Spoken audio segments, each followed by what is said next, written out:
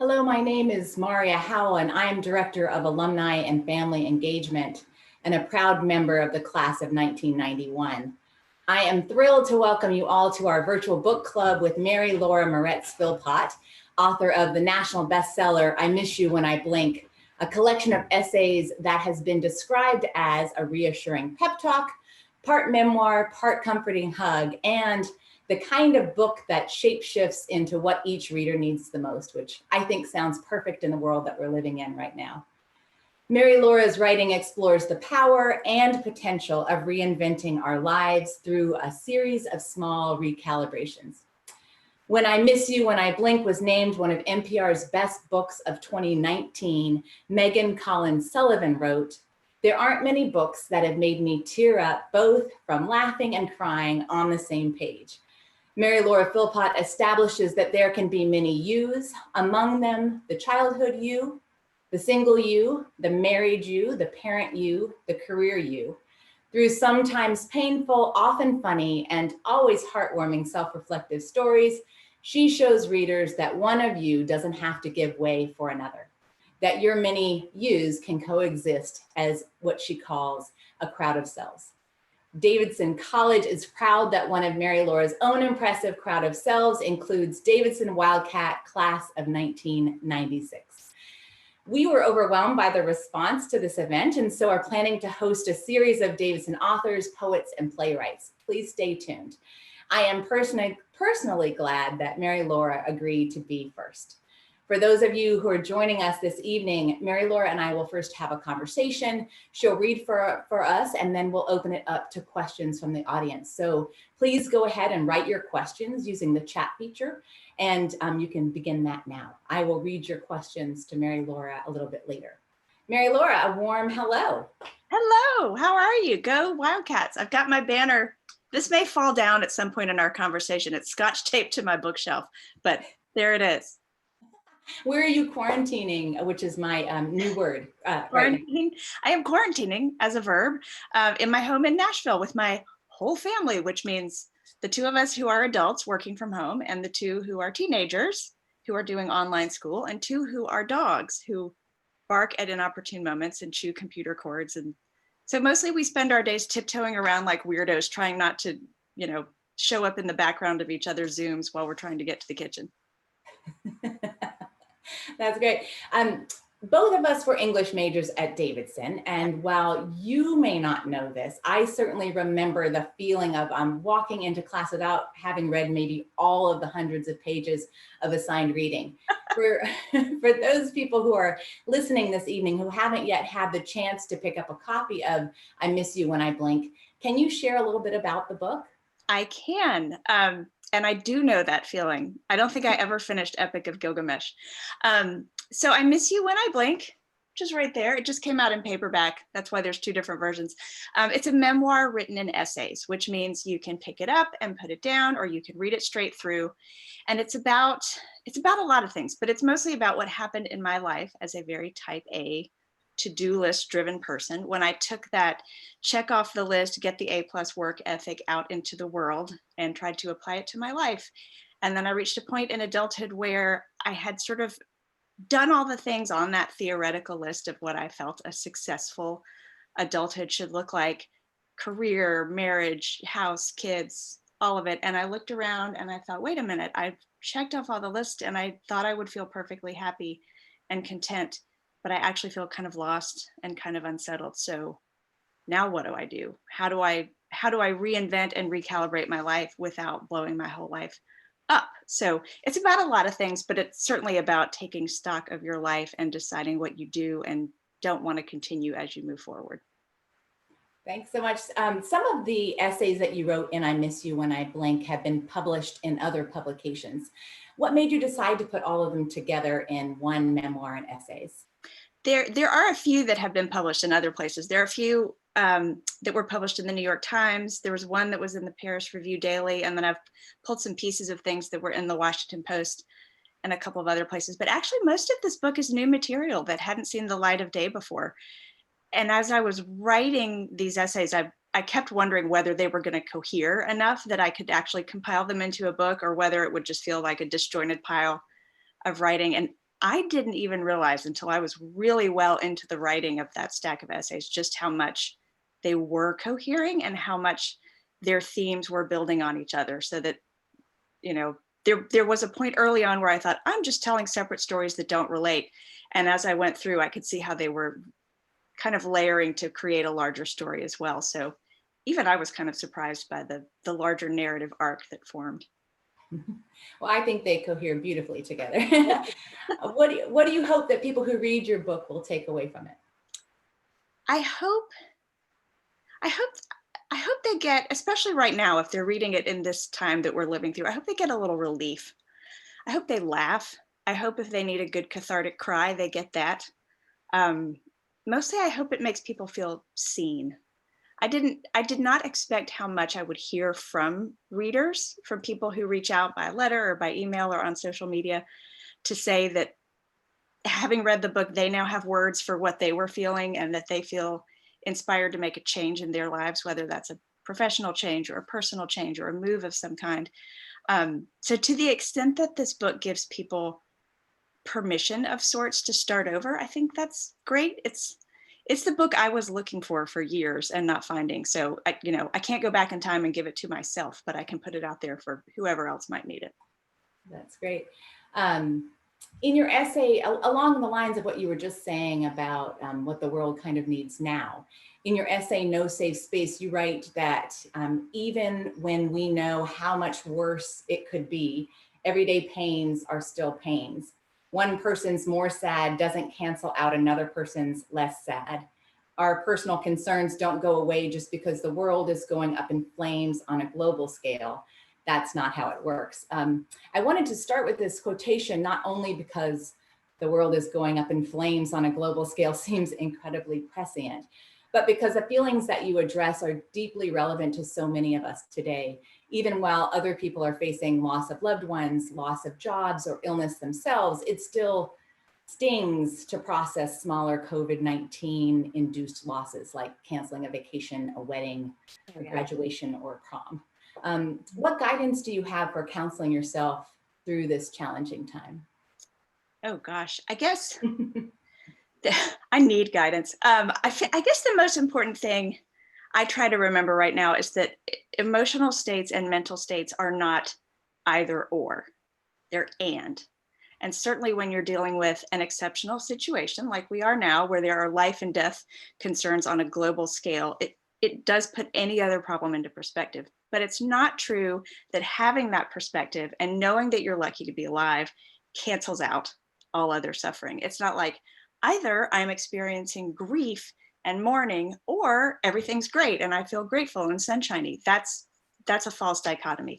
And the thing about being human is that many things can be true of us at once. You can be glad to have a roof over your head and really worried for people who don't. And you can be really bummed that your vacation had to be canceled.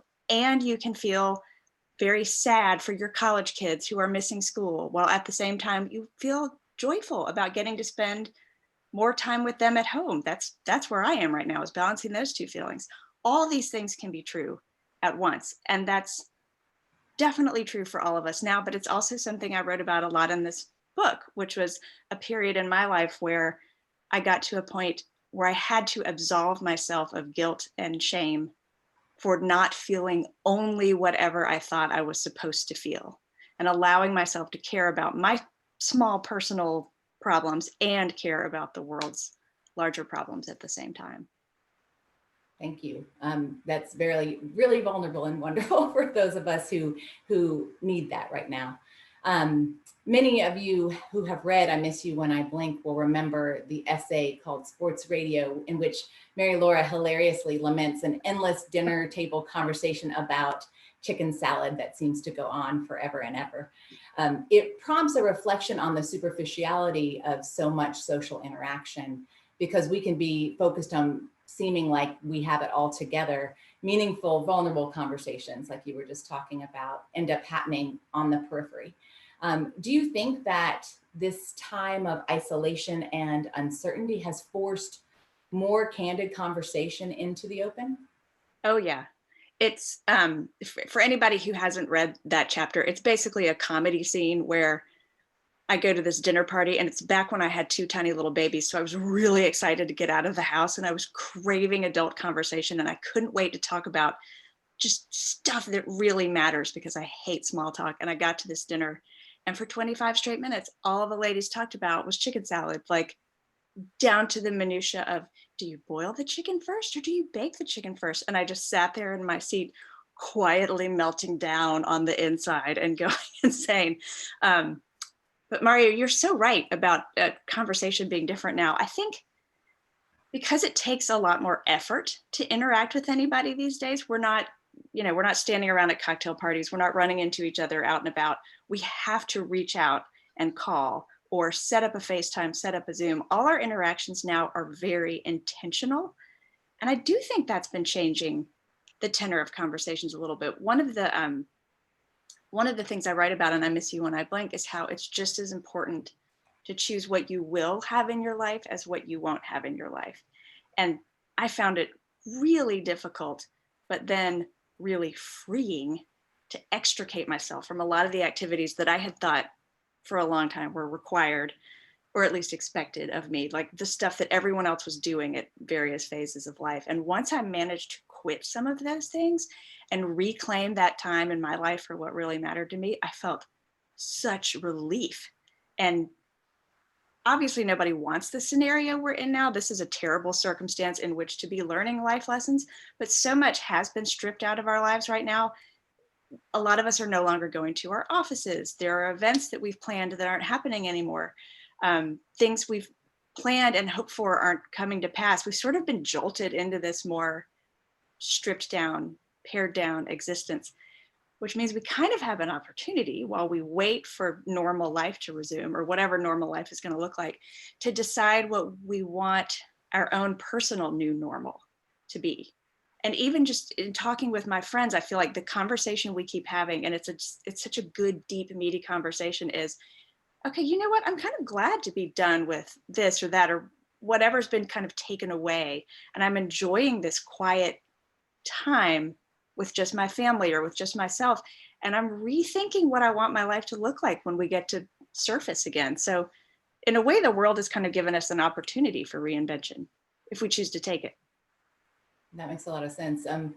You mentioned sort of the new normal. As someone who writes frankly about your perfectionism and constant need to check items off of a to-do list, how have you changed your attitude? You mentioned a little bit about this, but have you changed your attitude towards your daily productivity? If so, how? Well, I don't know if I've changed it so much as life has changed it for me. I have sometimes when I talk to people about this book, they're like, oh, I loved reading about how you used to be a perfectionist, but you're not anymore. I still am. It is bone marrow deep in me. So the term I use is that I'm a recovering perfectionist, which means I still definitely equate my self-worth with productivity. I don't mean to, but I do. At least I'm self-aware about it now. But for a lot of us, even those of us who already worked from home, like I've always worked from home, we're now doing it with an audience of family members. Everybody is here at once. And I've found that it's hard to concentrate, not just because there's people here, but because I keep wanting to check the news. I have this compulsion to check, and I've always checked Twitter way too much, but I keep going back and scrolling, like maybe this will magically be the time that I scroll and I hit the news story that everything's fine, it's all over, great news. So I'm not anywhere near as productive as I normally am. And the rule I have set for myself is one thing a day. If I can do one creative or productive thing a day, and it can be a really small thing, that counts as a work day. This talk is my thing for today. I've done nothing else useful this whole day, but I've done this. Well, I'm glad you are joining us tonight and doing something useful tonight. As a self-described book enthusiast at large, what books do you turn to when you need comfort? Oh, that is a good question. I have found that my reading tastes have changed over the past few weeks. And I remember this has happened at other times as well. I remember my reading taste changing after the election in 2016. Some of the things that I used to find comforting, I now don't have patience for. Poetry is something I always enjoy, but for some reason I am not enjoying it right now. And I've been craving science and facts and data, which is different from what I normally read. I always have a stack of books behind me in case people ask me what I'm reading. And I think, hold on, I think this is in here. Oh, it's right on top. This is a book. This comes out this summer. I don't know if people can see this. It's called Clean by James Hamblin. I just finished this. He's a doctor who writes for The Atlantic, and he's a fantastic writer also. He's one of those people who he has too many gifts. He's a doctor and he's a fantastic writer, and he's naturally funny, and he's very straightforward. And obviously this book was written before this season that we find ourselves in now, but there's so much in here that feels timely and relevant in terms of how individual people, but also our culture at large, views health and self-care. And I just loved it. Like, this held my attention. So I'm the nerd who is reading science for comfort. That's my comfort reading right now. I think you started off as into science at Davidson as well. I come from a family of doctors, so I guess it kind of makes sense. It's sort of like going home for me to like find the medical facts. Then you know everything's going to be okay. Right. In I Miss You When I Blink, you comment in the essay called Lobster Man about journal being used as a verb. Is there an English grammar lesson that you have been dying to teach other people or to get off your chest? You have a captive audience here to teach us. Oh my gosh. But it's a captive audience of Davidsonians. So everybody probably knows grammar. I'll tell you, here's what I have. I don't want to hurt anybody's feelings. This is for everybody who puts 2 spaces after a period between sentences. I love you, but you have to stop doing that. It is 1 space after a period now. It hasn't been 2 spaces since word processing was invented, and that was decades ago. This is what I always say, I read in a magazine once that the most aging thing you can do is pile on too much foundation because it gets in your wrinkles and it shows how old you are, and that is not it. The most aging thing you can do is put 2 spaces after a period. That is elderly person grammar. I love our elders, but don't do that. 1 space, 1. Got it. You obviously did not have my typing teacher who used to stand. That's why everybody still does it, because we all learned in typing class, and it used to be, I don't know if it still is, MLA style. You had to put 2 spaces, so it got trained into us, and now we can't break the habit. Right. I work hard on it, but I don't think I get it all the time. I'll remember that one. If we were gathered together at a bookstore right now, the part that would happen next would be I would ask you to do a reading. So since we can't go out and sit in the audience together today, let's try to come as close as we can to replicating the experience. Would you be willing to read some maybe more Davidson focused writing? Yes. That's great. I have a favorite paragraph in I Miss You When I Blink that describes Davidson beautifully. And then you wrote a wonderful essay called Soda Shop Time Machine that maybe you'll be willing to read some excerpts out of. I would for sure. Okay. Thank you for mentioning that Davidson paragraph. I think I know exactly where that is. Oh, I do know exactly where that is. Okay. If you happen to be following along at home, in the hardcover, not the paperback, this is on page 56. I actually read this paragraph when I was at Main Street Books last year on my book tour, and I was so happy to read it out loud in front of a crowd of Davidson people. I'm looking back at childhood and all the different places I lived and all my moves. And I said, I selected Davidson College in North Carolina with all the anywhere but here intention of a senior who's just ready to get out. But once I got there, I imprinted on it like a baby duck. I had attended 6 different schools growing up, none of which I chose, but this one was mine. This town was mine. These people were mine. The modular bed / desk / wardrobe / loft combo in our dorm room that I shared with a soft-spoken anthropology major from South Carolina was mine. I made the best friends of my life. And although we all knew it would be over in 4 years, at least we all knew. It wasn't just me who would have to leave. Everyone would be shaken back out into the world at the same time. And until then, we were in this together. I love Davidson. You.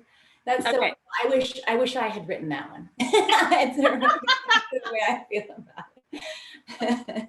And if you'll set up a little bit about the Soda Shop Time Machine, that would be great. Yes. Okay, so I wrote this for Garden and Gun magazine. They have they have a wonderful column called Our Kind of Place, where they invite writers to write about a place that is important to them. And it needs to be a really specific place. So when they first asked me, I said, I'm going to write about Davidson. And they were like, no, no, no.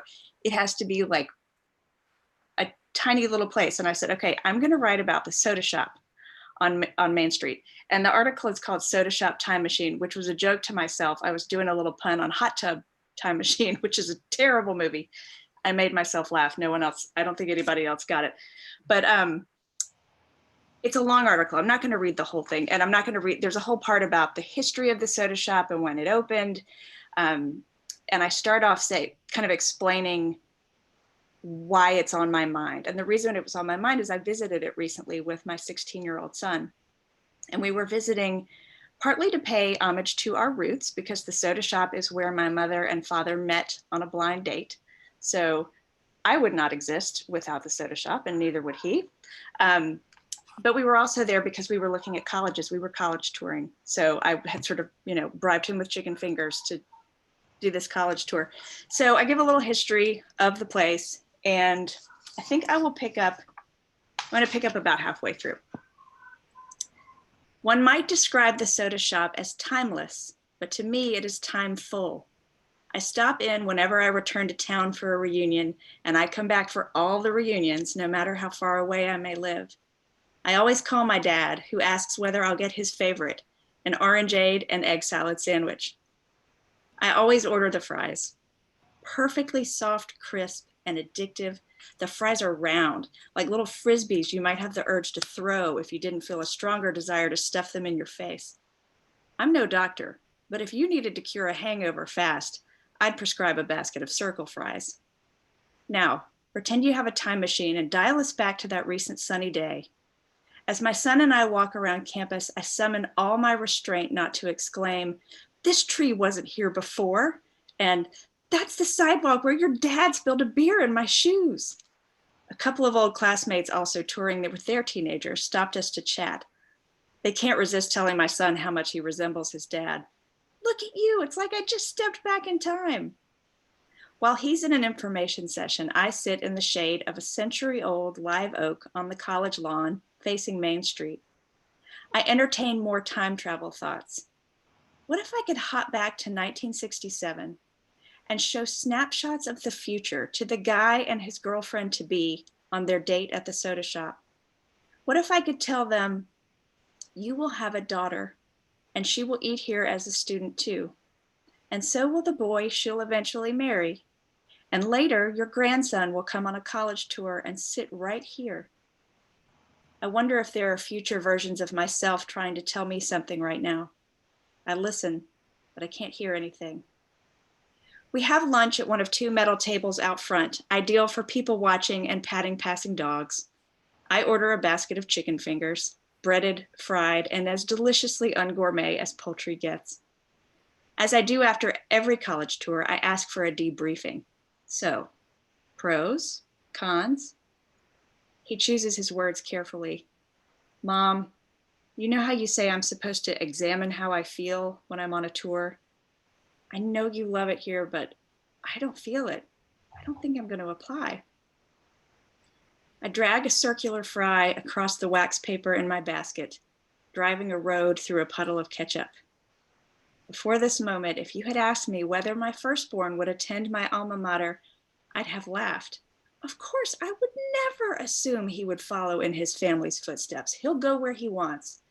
But I must have thought on some level that one day I would be a Davidson parent, because what I feel right now is surprise. I sip my Diet Coke and edit my own future snapshot reel. Delete the scene where I'm sitting here on Parents' Weekend wearing my Alum 96 Parent 25 name tag. Replace it with what? Embedded in the sidewalk along Main Street are blocks memorializing establishments that preceded today's businesses. Here rests the memory of a former general store, a livery, a barber shop. When I came through town last year to visit Main Street Books on my book tour, I held my breath as I rounded the corner, terrified I'd see not the red and white sign above the soda shop's door, but a commemorative brick in the ground instead. What am I afraid of? that if a restaurant I remember no longer exists, neither do I. When you love a place that connects you to your past, it can be hard to believe that it may not connect you to your future as well. And it's easy to think that if you once belonged somewhere, all you have to do is come back to that place, and you won't ever feel cut loose in the world. As my son's words sink in, I feel briefly dizzy. Then, as quickly as my disorientation comes on, it dissolves. I had pictured my son on this college campus because it's the one I know, and because it doesn't feel so much like he's leaving if he's just returning home. That he'll have a college home of his own. I wonder where it will be, what it will look like. That's the frustrating, tantalizing, thrilling thing about time. You can't dial ahead to the future. You can only imagine. I realize I haven't responded when my son asks, "Are you mad?" "Oh, honey, no, I'm not mad. I'm excited for you." He tries a joke. "There's always my sister, right?" "Good point," I laugh. "But listen, I don't want you two to love Davidson as much as I love Davidson.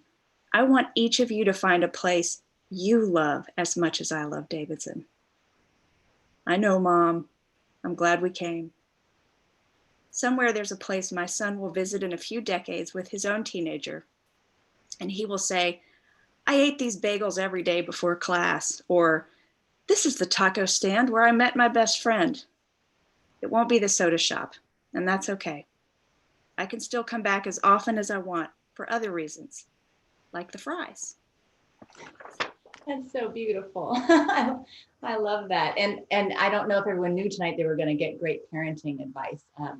I was wondering as I read that earlier if it sounded that good when you said those words, or if you had the joy of editing them later, which is always what I like as parenting.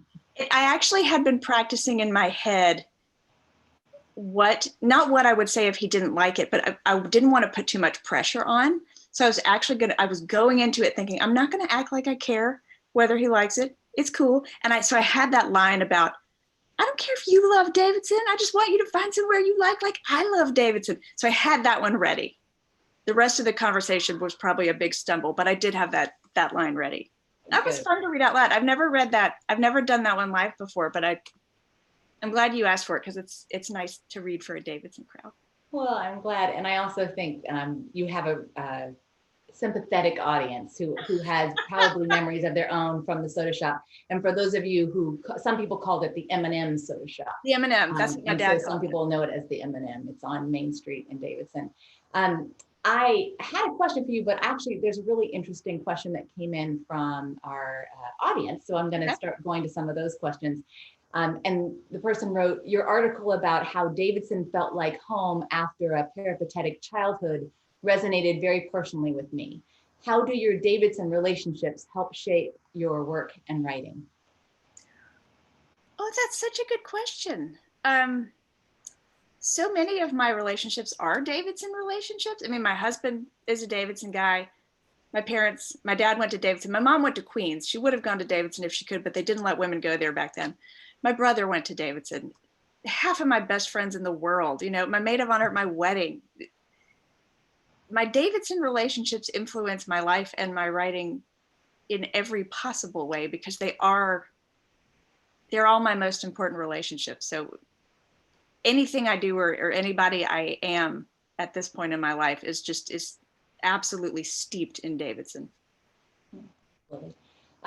Here's another question from an audience member. "As a new parent, I really appreciated your thoughts on motherhood. As a writer who feels like new parenthood has zapped me of time/inspiration, any tips for finding it again or just waiting it out?" I feel that. I mean, there is just waiting it out. That's part of it. And reminding yourself, this is something I've been saying a lot lately, and I actually wrote about this a little bit for the New York Times a couple of weeks ago. I've been thinking a lot right now in this phase that we're living in about those early days with babies at home and how back then, I mean, I loved it. I loved having my little babies in my house and being home with them, but there were moments where I felt trapped. And, you know, where it starts to get so repetitive that you feel like I am in Groundhog Day and I can't leave my house and I can't get a shower. And when I feel trapped, I have a tendency to forget that this is temporary. And I start saying things like, this is my life. My life is diapers. My life is dirty hair. And it's something I've been reminding myself of now, just like I needed to back then, is this is not your life. This is not your life forever. It's your life right now. So patience helps. Remembering that, you know, life happens in phases and everything is temporary helps. But also, and this is something I've had to kind of practice recently, as scattered as my attention span is right now. If you have any little bit of perfectionist tendency in you, that phase of life where you can't finish a thought and you can't write a whole sentence because you're constantly being interrupted by a baby or you're just too tired to think, that perfectionism can almost stop you before you start doing anything, because you think, I can't write a whole sentence. I'm not going to write anything. Let yourself write fragments. Keep your hands on the keyboard and just write what comes out, write as you think, so you can find your way back to your train of thought after you get interrupted by the screaming toddler or whatever. And let yourself accept, I mean, this is a talk I've been giving myself every day for the past month. Let yourself accept messy drafts, because you can go back and edit them later. But if you don't start because you are afraid you won't get good work done, then you have nothing. So anything is better than nothing. Great. And for those who joined us a little bit later, I've got some more questions here, but if you would like to ask questions, please include them in the comment chat section as part of the YouTube channel. Here's another question for you from the audience. When you write your essays, do you outline or do you have another method? So any gems of writing advice for the personal essay form? I wish I outlined. I know people who outline. I know fiction writers who outline, and their outlines are beautiful to look at. And they're like trees with branches, and they're so organized. And that just sadly is not how my brain works. So the kind of the stages of my writing process are, a little seed of an idea will come to me and I'll type out just a bit of it, like referencing that New York Times piece. I was like, I got to write something about how when I feel trapped, I have to remind myself this is temporary. Then there's a phase of writing where I stare out the window. And if you walked in on me at this moment, you would go, she is not working. She is looking at squirrels. And I am looking at squirrels, but also I'm asking myself, why? Whatever I was about to write about that day, if I'm going to write about remembering being home with children in diapers, why did that make me feel trapped? Well, it made me feel trapped because I couldn't leave the house. Why couldn't I leave the house? I ask why, while I stare out the window until I get down to the emotional core of that piece that I'm writing, that fragment of an essay that I'm writing that day. And once I have that emotional core and I name it, feeling trapped, whatever emotion, joy, grief, whatever, then I'll put my hands back on the keyboard and write a little bit. So I kind of stare out the window, write a little bit, stare out the window, write a little bit until I have a really kind of messy draft. Then I go back and I just edit. And I save every draft so that I don't freak out about, I don't want to delete it because then the great sentence will be gone. And I might want to go back to that draft 2 drafts ago. That's a way that I work around my perfectionism, but I just keep drafting and editing and drafting and editing. I wish I outlined. It looks like such a wonderful, organized way to be. Well, you are organized. So if you do it that way, that's a great way to organize. Each person's different, right? Yeah. The entertaining time travel thoughts is something that you do both in the essay you just read earlier about Soda Shop Time Machine and sort of throughout I Miss You When I Blink. If you could go back in time and experience a perfect day as a student at Davidson, what would that day look like for you?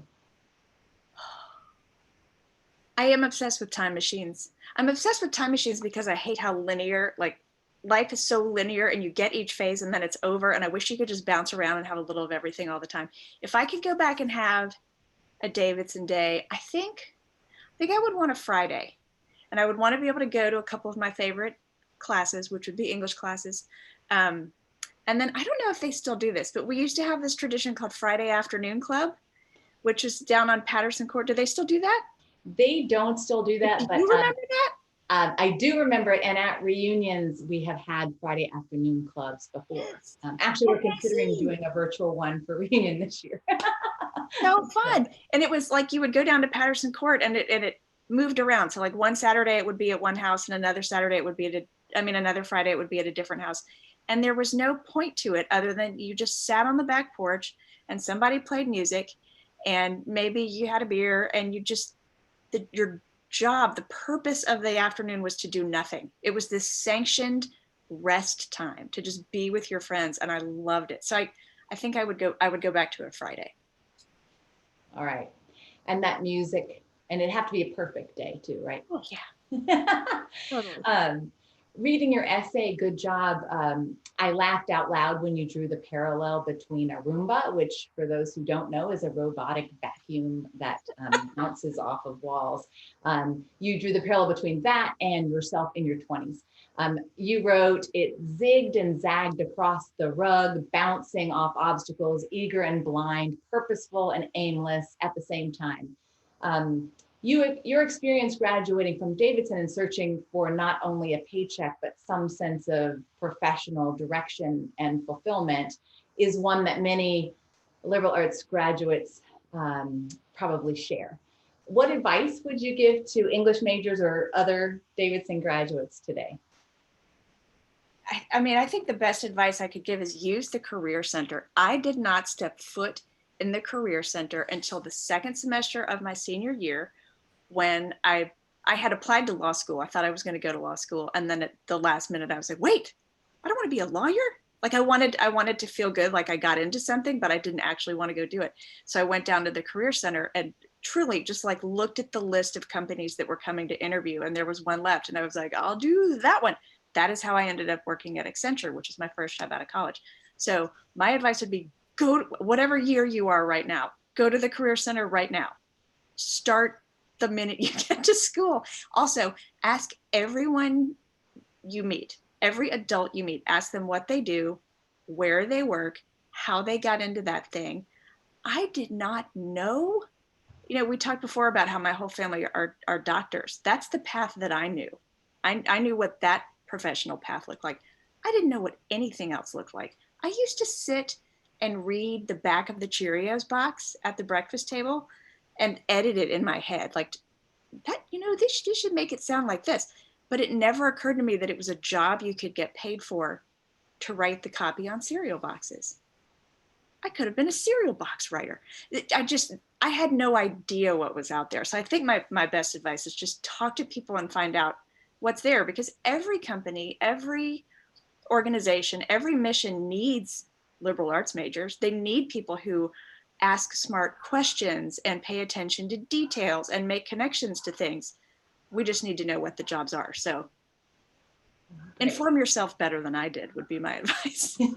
Sounds like you still maybe do use edit the cereal box, because I think you posted on Twitter today something about baking biscuits, and does anyone have a restaurant called Bisky Business or something? How did you come up with that? I have so many stupid names for businesses I am never going to open. I love bad puns, like puns that are so bad they come back around to being good. So that's what I've been eating a lot of white carbs and baking a lot of biscuits. And I was like, there should be a biscuit restaurant called Bisky Business. Everyone on Twitter was like, oh, no, that's bad. Well, I laughed. Thank you. I have a dog named Biscuit. So, you know, yeah, there you go. Anyway, he looks like one, sort of. A nicely light brown one on the top. Very nice. If you could have, here's another question from the audience. If you could have anyone to dinner at your house, alive or dead, who would you include? Oh my gosh. You know who I wish I could have to dinner? Because I didn't know him while he was alive, and he passed away. He passed away really right before I discovered his writing, and I might have his book. Hold on, I do. This is David Rakoff. Is an essayist. This is just one of his books. I have others in the bookshelf, but I'm not going to turn around and try to dig for them. This one's called Half Empty, but there are a couple of other ones. He's an essayist along the lines of David Sedaris, but not quite as madcap what's going on as David Sedaris, really does a beautiful job of tying together the absurd and the profound. And if that little bit that you read at the beginning of our interview from NPR, where Megan Sullivan said that wonderful thing about my book and how it made her cry and it made her laugh on the same page. If I learned that anywhere, I learned it from David Rakoff. So I wish I could have him to dinner and meet him, because I feel like I just missed it. I discovered him just too late. That's sweet. I feel like he should have another book called Half Full. I know. There's another question that says, why or how did you choose essays as your medium? This is going to sound woo-woo and stupid, but they chose me. I don't know how to write anything else. I don't know how to write fiction. Maybe it was the academic training. I mean, maybe it was so many years of being assigned essays as homework and my brain kind of forming with that familiarity of you introduce it some way and then you work through it and then you've got to wrap it up in some way. My mind loves 3,000 words. Give me 3,000 words to solve a problem or realize that I can't solve a problem or tell you a story, and it's just enough room. And the boundary of it means I have to keep moving and I have to be efficient. I can't, in an essay, you cannot wander around and not make up your mind and do, a 3-page description of a flower. You got to keep moving and be efficient. So I think my brain likes that efficiency as well. I've heard the same thing with poets talking about how they really like that medium because they have to choose their words and they have to have an end. Yeah. And I think part of that I learned at Davidson in my poetry classes, studying poetry and analyzing poetry and developing sort of a respect and admiration for that perfect efficiency where every word has to carry so much weight is probably part of what makes me like shorter forms better. That's great. Speaking of classes at Davidson, what's your favorite class what was the favorite class that you took at Davidson and why? All my English classes. I loved all my English classes. All my classes with Dr. Mills. I remember American literature with Dr. Nelson my freshman year. I was so scared and I thought he was so tough, and he was, but he was also really sweet.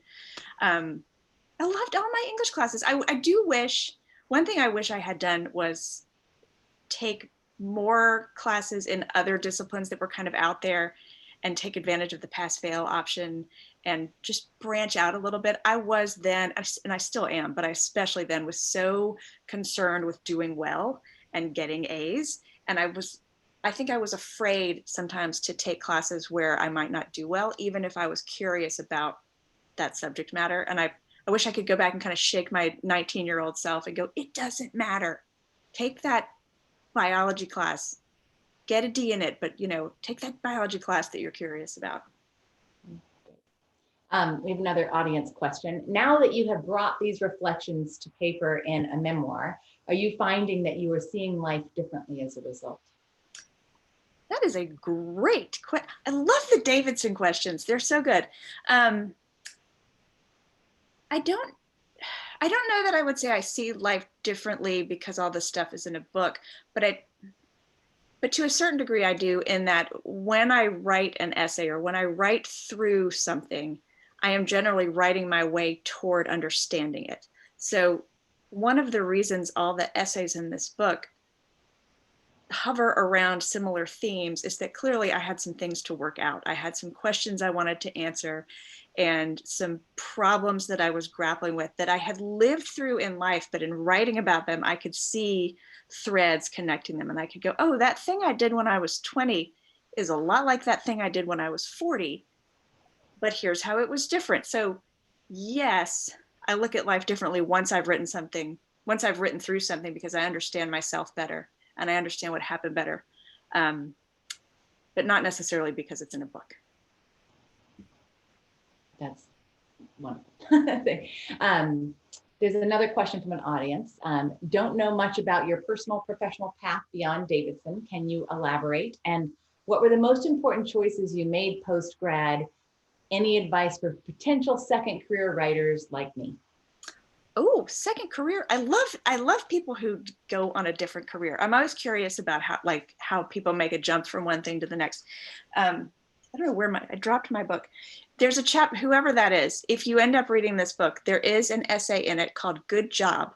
And it goes through my whole professional life from the minute I left Davidson to where I am now, or where I was one step behind now.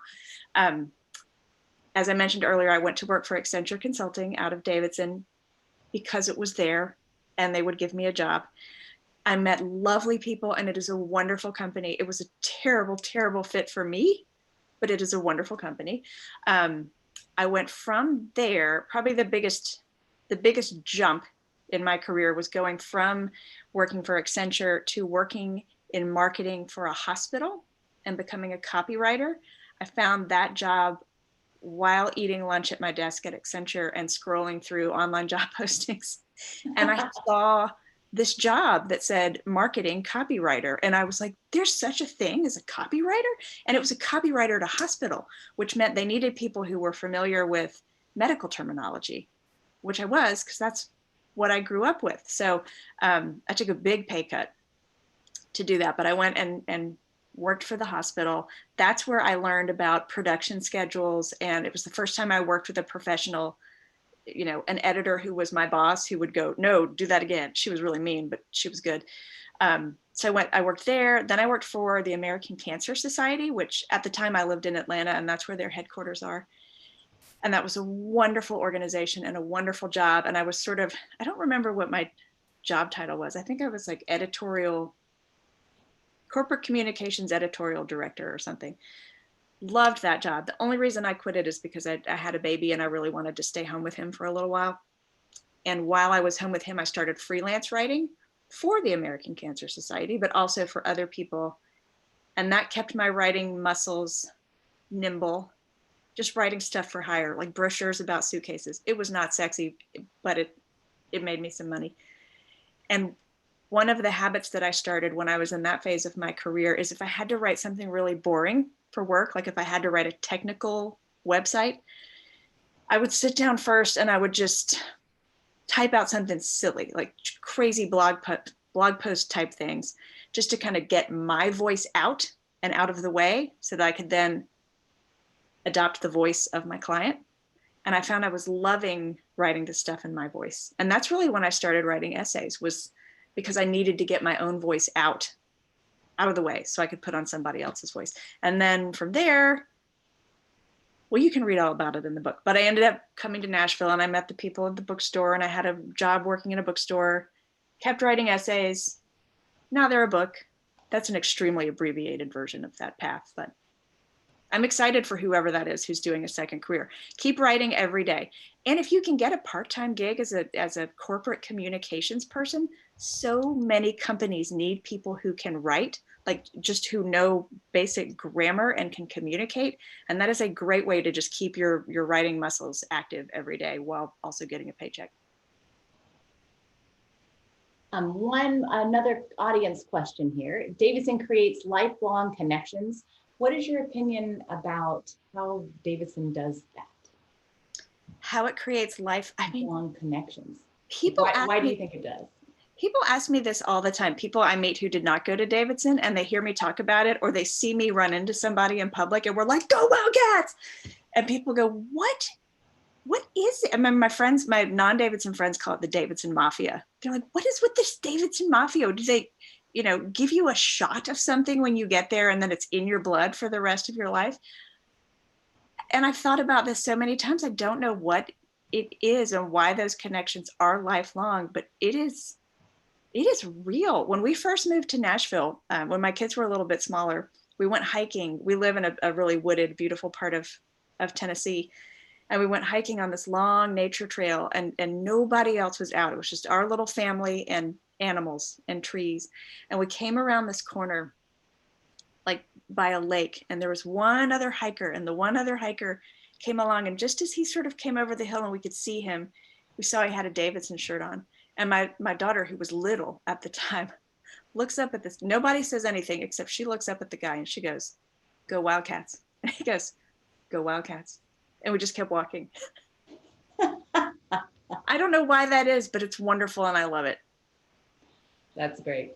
There are a lot of Davidson folks who I'll meet at different reunions, et cetera, who have sort of eerily similar stories. Yeah. There is a great essay in your book titled, "I'm Sorry, Mindy Kaling." And maybe I won't rehash it here, but maybe you can do a little bit of rehashing for us. I did want to ask you about meeting your own fans. Do you appreciate when strangers approach you about your writing? And have you had any particularly funny interactions? That if anyone who hasn't read the book, this essay is deeply humiliating to me. It is about how my whole life I've always prided myself on being cool. If I run into a celebrity, like I don't run up and ask for an autograph, I don't ask for a picture. I just sort of see them and I'm like, I'm not going to make a big deal. And I have this sort of weird magical thinking thing where I'm like, by not going over and approaching them and asking for an autograph, I am becoming their friend because they see me not approaching them and they're like, yeah, thank you. So I have this, like, I'm every celebrity's best friend because I don't bother them. And I've always believed this about myself, but you can read about it, but I ran into Mindy Kaling and I completely proved myself wrong, which just goes to show how well I know myself, which is not very well. But so many people that I meet, that I met last year on book tour or that I just meet out in the world will come up and say, I don't want to like Mindy Kaling you, but, and I love that they make that reference. It delights me. I love that this book has a life of its own.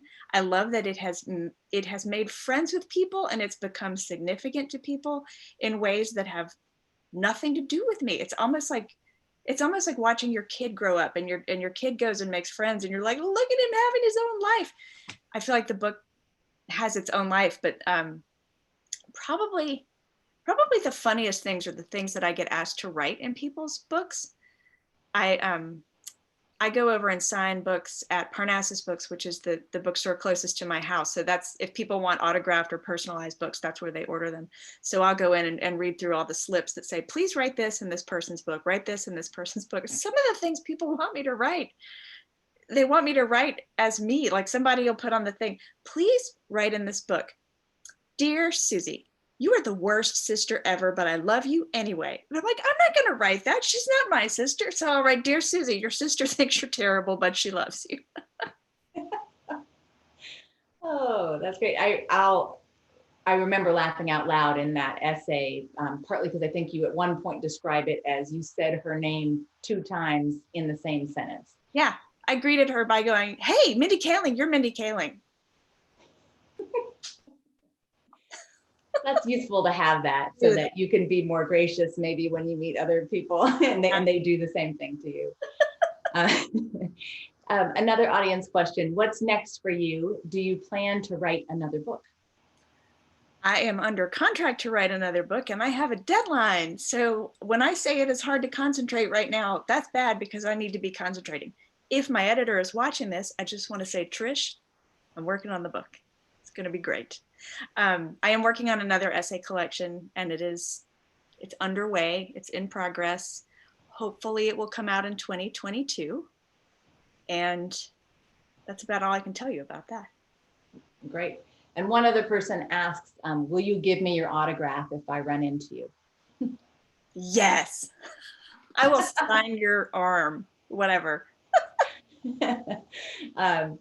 You were an independent bookseller at Parnassus Books in Nashville. I Miss You When I Blink, just for those of you who are watching, was a #1 pick for the Indie Next list, a monthly ranking of favorite new publications by indie booksellers nationwide.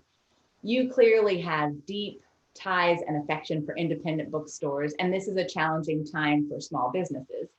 What can we do to support our local bookstores, and why is it important that we do so? Oh, thank you for asking that question. I love bookstores. By the way, Main Street Books, thank you for being the bookseller for this event.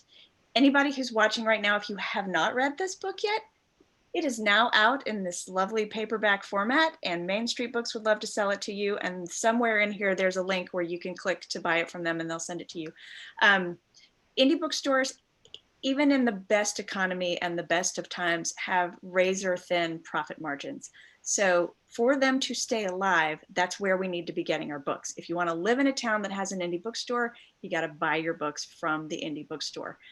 Right now, because so many stores are closed to the public, they don't have foot traffic, which is one way they get a lot of their business. So a lot of them have tried to pivot to online book sales. So right now, I would say if you can order online from your local bookstore, or if you don't have a local bookstore where you live, or you don't know where your nearest one is, go to bookshop.org.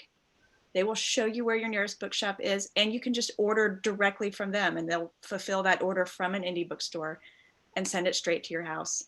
What else is good to know? Oh, if you're an audiobook listener, use Libro FM. We'll put the link wherever we're putting links. It's libro.fm. It's an audiobook app that is just as beautiful and efficient as any other audiobook app you might use, and it supports indie bookstores. So, oh, also buy gift cards. Right now is a great time, just same as with restaurants, really. Buy a gift card from your local bookstore and use it later. So they get the cash now to stay alive. We have written some of the links to that in the full event description on the YouTube channel. So if you are wanting to figure out how to purchase Mary Laura's book, there are some great links there that goes to local, Davidson's local Main Street books, as well as other local and the audiobooks as well.